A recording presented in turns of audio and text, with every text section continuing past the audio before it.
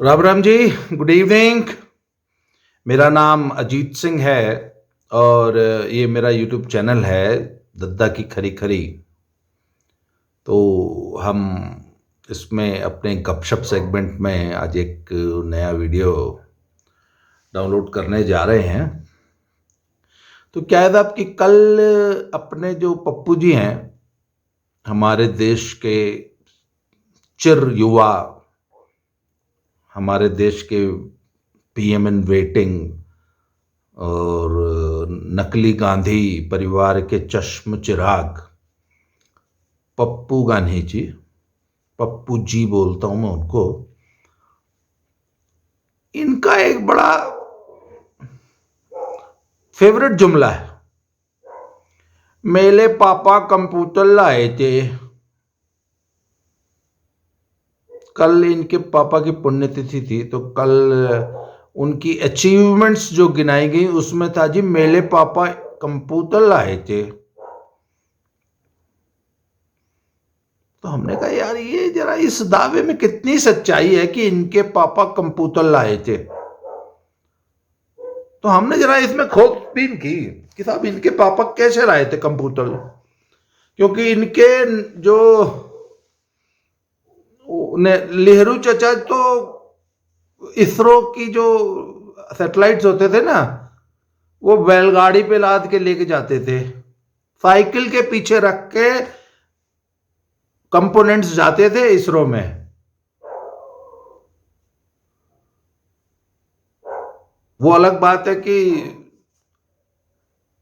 चचा जो हैं अपनी डार्लिंग को अंतिम विदाई देने नेवी का शिप भेज देते थे, पर 50 और 60 के दशक में इसरो जब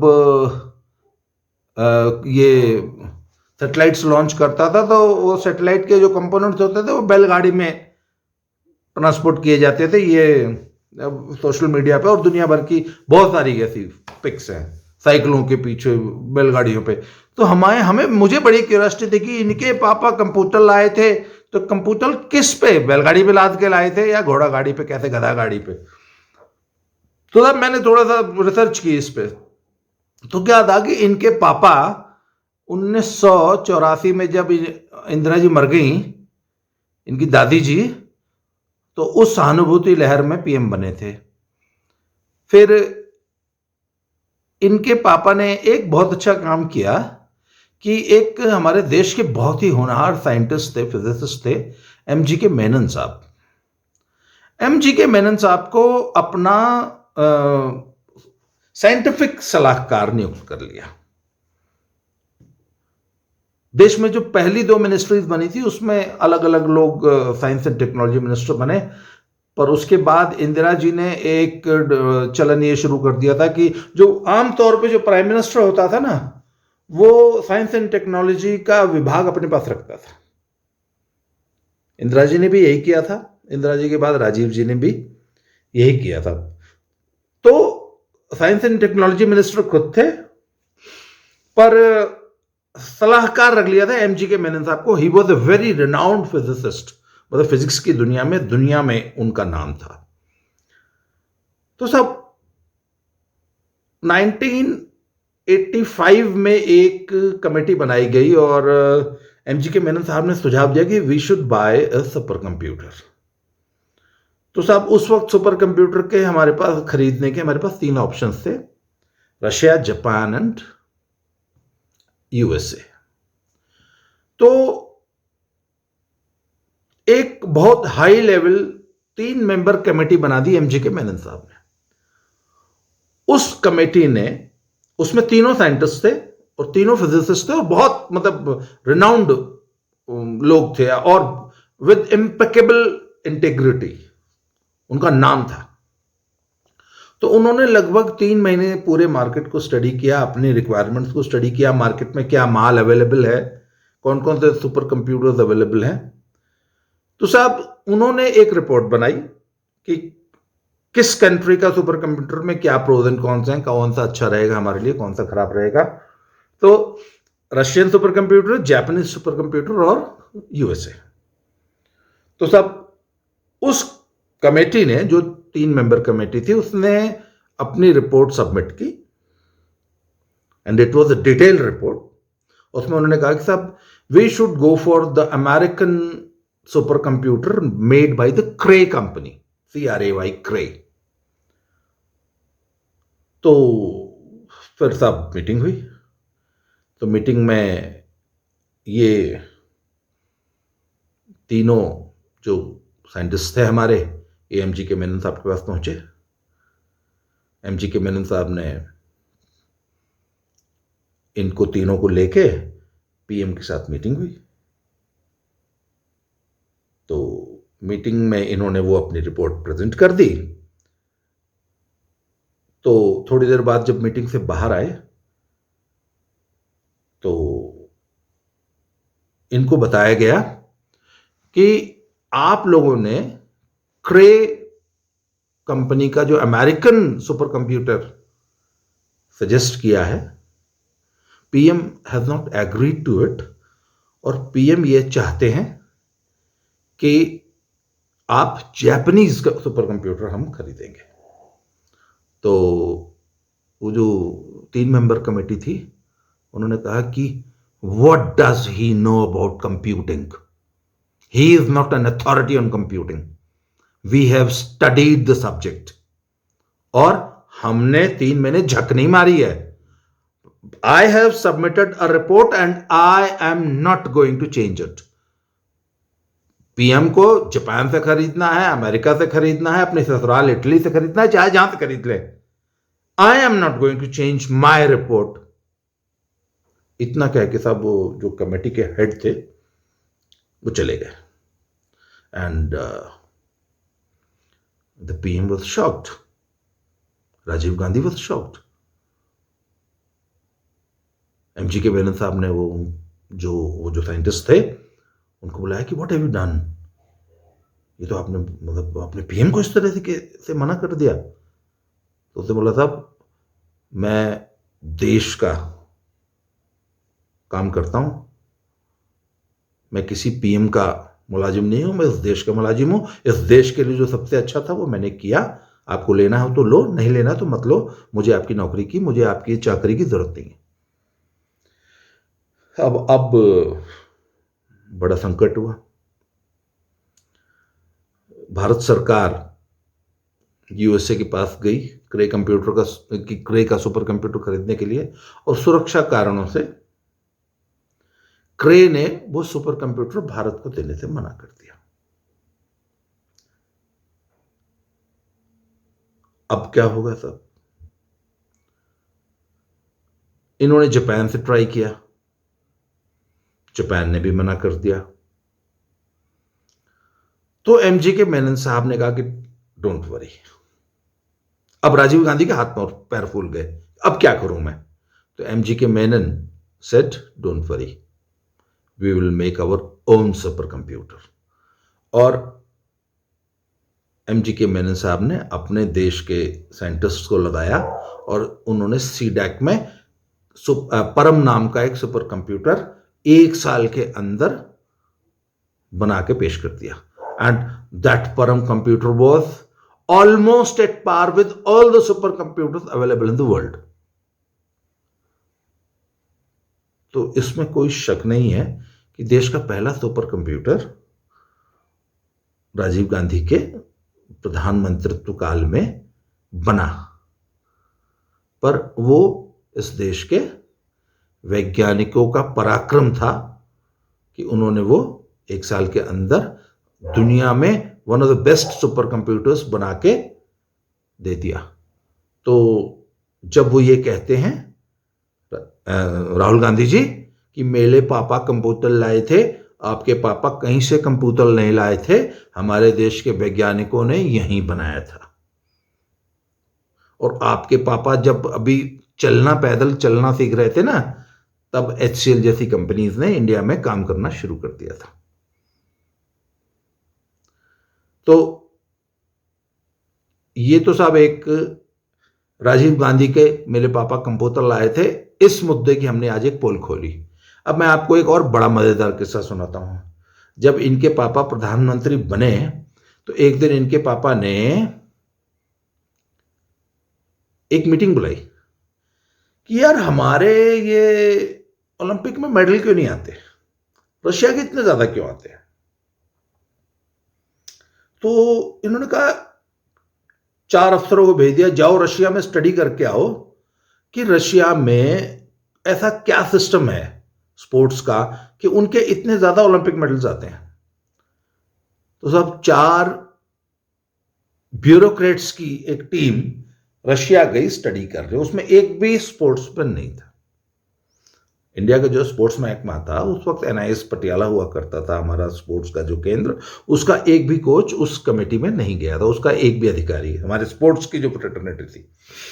तो साहब वो वहां पे एक आध 15 दिन 20 दिन घूम के महीना 1 महीना स्टडी करके आए और उन्होंने एक रिपोर्ट सबमिट की कि साहब वहां पे ना स्पार्टाकियाड सिस्टम है।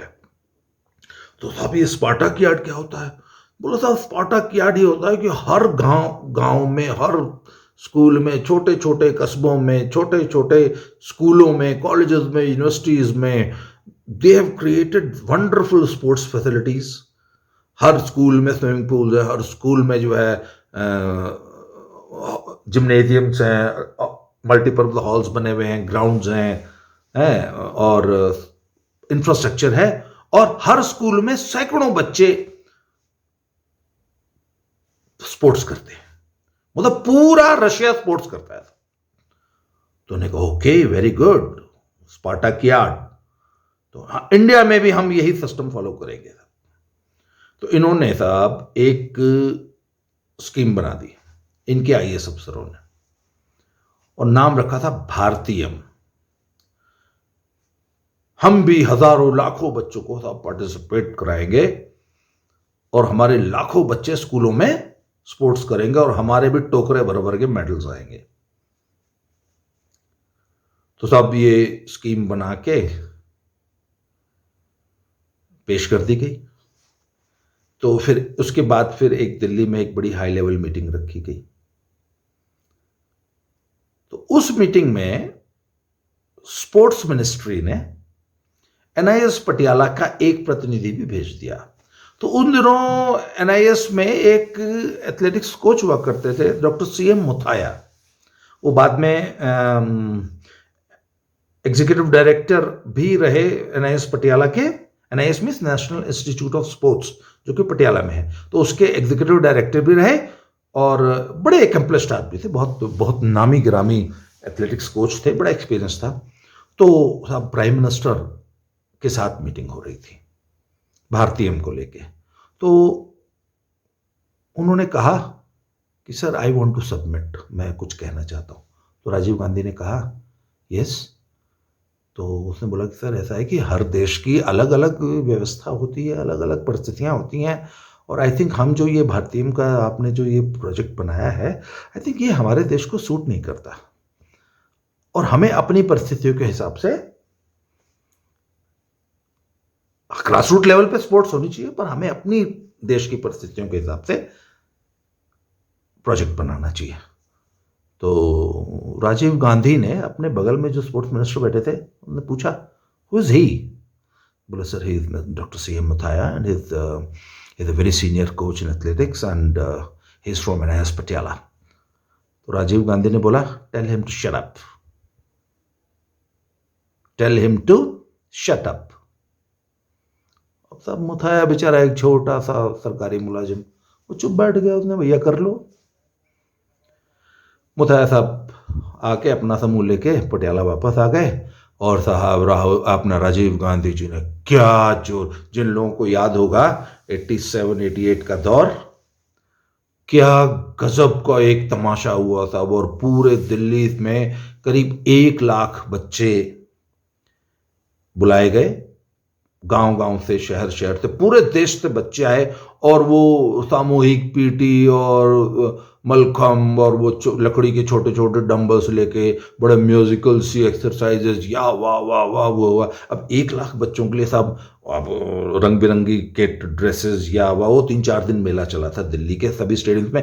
आपको याद होगा 82 में दिल्ली में जब एशियन गेम्स हुए थे तो बहुत अच्छा स्पोर्ट्स का इंफ्रास्ट्रक्चर तैयार हो गया था, जिसमें बड़े बड़े स्टेडियम्स बन गए थे। For example Jawaharlal Nehru stadium was a huge stadium, जिसमें करीब 1.5 लाख लोगों की सिटिंग कैपेसिटी थी। उसी तरह 25,000 सिटिंग कैपेसिटी का इंदिरा गांधी इंडोर स्टेडियम बन गया था, तालकटोरा बन गया था, नेशनल स्टेडियम बन गया था। मतलब in Delhi they had created around 15 big sports facilities as stadiums. तो उन सभी स्टेडियम्स में और जितने भी ग्राउंड थे, स्कूलों के ग्राउंड में, मतलब इतना बड़ा एक आयोजन हुआ जिसमें 1 लाख बच्चों ने पार्टिसिपेट किया था। और उन 1 लाख बच्चों के लिए सब यूनिफॉर्म्स आई थी, जूते आए थे, किट्स आए थे, मतलब बहुत बड़ा एक पैराफर्नेलिया तैयार किया। तो फिर एक मीटिंग हुई जब वो फाइनल हो गया था, होने वाला था, तो बोला कि ये जो बच्चों को जो किट दी जाएगी उसके बाद क्या किया जाएगा। तो एक आईएएस अफसर थे स्पोर्ट्स मिनिस्ट्री में, उन्होंने कहा सर ये किट हम वापस ले लेंगे। उन्होंने बोला वापस क्यों लेंगे यार, एनआईएस के लोग उसमें फिर भी बैठे थे हमारे। तो उन्होंने कहा साहब वापस क्यों लेंगे, जिन बच्चों को एक हमने क्या एक निक्कर, एक टी शर्ट, एक जूता ही तो दिया है, एक ट्रैक सूट दिया है एक बच्चे को, तो बच्चे को ले जाने दो। बोले नहीं नहीं, अगले साल फिर भी भारतीय भी तो कराना है ना, फिर हमें खरीदना पड़ेगा। अच्छा भाई, बच्चों सब, कैन यू इमेजिन, भारत सरकार ने एक इतना बड़ा सर्कस कराया और उस जब वो 4 दिन में सर्कस खत्म हो गया तो वो सारी की सारी यूनिफॉर्म्स, जूते, वो सब कुछ रखवा लिया गया, बच्चे अपने अपने घरों में चले गए सब। तो अभी ऐसे तमाशों से, ऐसे सर्कस से स्पोर्ट्स होती है क्या? स्पोर्ट्स कराने के लिए आपको गांव गांव में जो प्राइमरी स्कूल्स है ना हमारे, वहां पे स्पोर्ट्स का कल्चर पैदा करना पड़ता है, वहां पे स्पोर्ट्स का इंफ्रास्ट्रक्चर तैयार करना पड़ता है। तो सब वो तब तो हुआ नहीं था, वो तो सिर्फ एक तमाशा था जो दिल्ली में हुआ था, जिसका दूरदर्शन में क्या गजब लाइव टेलीकास्ट हुआ था। तो सब अब 1 लाख बच्चों के लिए वो 1 लाख जूते, मोजे, नेकर, टी शर्ट और ट्रैक सूट्स, वो कहाँ रखे जाएंगे तब? तो नेहरू स्टेडियम में था, बहुत बड़ी एक रेजिडेंशियल फैसिलिटी थी और बहुत बड़े बड़े कमरे थे, क्योंकि जब इस सीढ़ियों के नीचे जो है बड़े कमरे होते हैं, सैकड़ों को बहुत बड़े बड़े हॉलनुमा कमरे थे। तो साहब एक उन दिनों स्पोर्ट्स अथॉरिटी ऑफ इंडिया का गठन हो चुका था। पहले स्पोर्ट्स अथॉरिटी ऑफ इंडिया नहीं थी, जब 84 में जब राजीव गांधी जी प्राइम मिनिस्टर बने हैं तब स्पोर्ट्स अथॉरिटी ऑफ इंडिया गठन हुआ है। तो स्पोर्ट्स अथॉरिटी ऑफ इंडिया में बाकायदा एक महकमा बनाया गया जो वो निकरें टी शर्ट ही गिनता था। तो सब अगले साल वो तमाशा हुआ नहीं,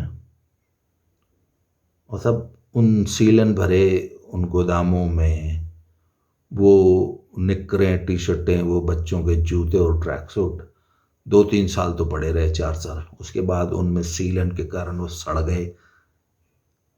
तो 1990 तक वो सड़ते रहे वहीं।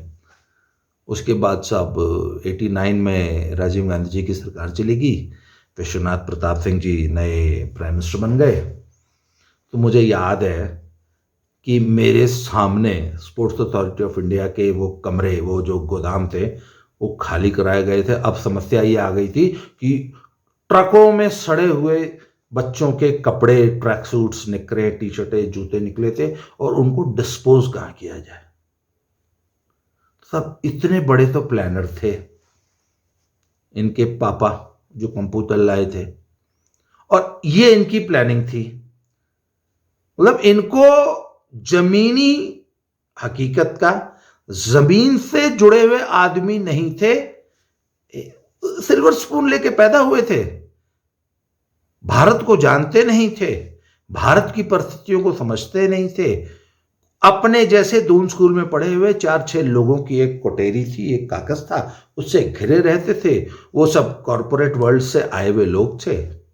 इनके जो सबसे पक्के दोस्त थे वो इनके साथ पायलट थे, जो दूसरे सबसे पक्के दोस्त थे वो एक मल्टीनेशनल कंपनी के सीईओ थे, तीसरे थे वो भी ऐसे ही एक सीईओ थे। ये सब देहरादून स्कूल के पढ़े हुए थे। ये सारे मिलकर देश की प्लानिंग चलाते थे। तो उन्होंने कहा था कि हम तो देश को अमेरिका, रशिया बना देंगे। और उन्हीं राजीव गांधी जी की ये 2 औलादें, again born and brought up with a silver spoon in their mouth। और फिर ये हिंदुस्तान को ये पढ़ाते हैं मेरे पापा तो कंप्यूटर लाए थे। तो सब ये है इनके कंप्यूटर की हकीकत। ऐसे ही हम इनकी पोल खोलते रहेंगे आने वाले एपिसोड्स में। आज के लिए इतना ही। बहुत बहुत धन्यवाद। Thank you very much.